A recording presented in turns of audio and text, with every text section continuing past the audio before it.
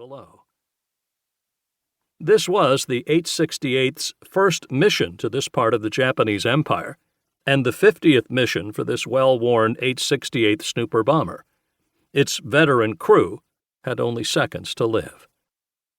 The Mills crew simply disappeared, at least to the men of the 868th Squadron who were waiting for their return to base on Okinawa.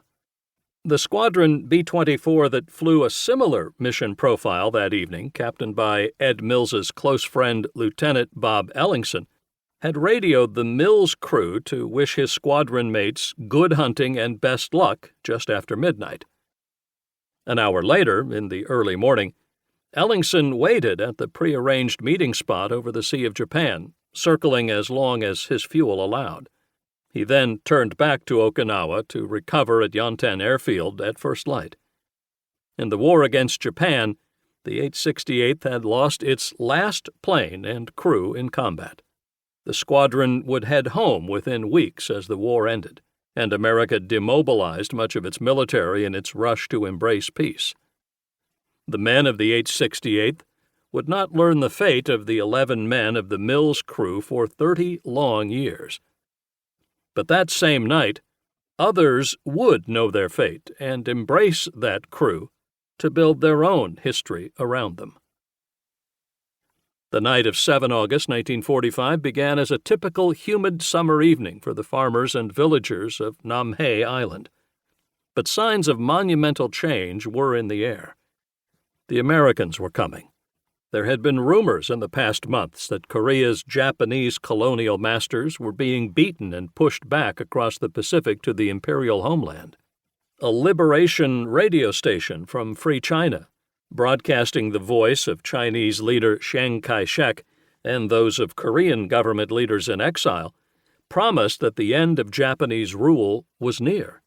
These broadcasts were monitored in back rooms in the village by Koreans who had one eye on the door, as Japanese military police and colonial constabulary sought out disloyal subjects. Although semi-isolated from the mainland, Namhae Island was near the city of Yosu, an important industrial and military port with a military airfield at Seishen.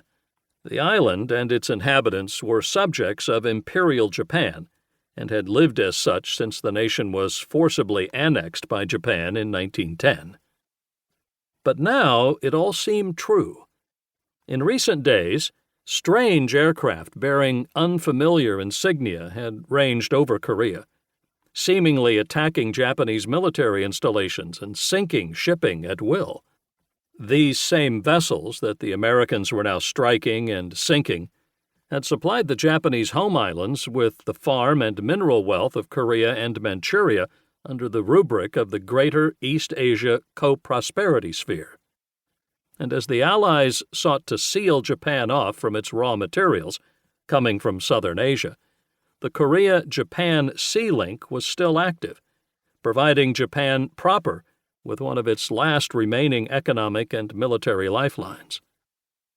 Even more importantly, Tokyo was calling home its army units from Manchuria to prepare to meet the expected invasion of the home islands. Those critical men and materials were flowing through Korea, embarking at Yasu and other ports on the southern coast for the short trip to Japan. Thus, on this night, the American aircraft which had come to Namhae was one of several efforts being made to cut the seaborne supply line that was reinforcing Japan.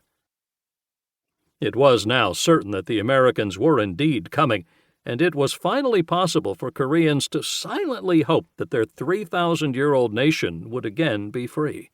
America had pledged to Korea its liberation and freedom, and it seemed that the 40-year colonial subjugation might end with Japan's defeat.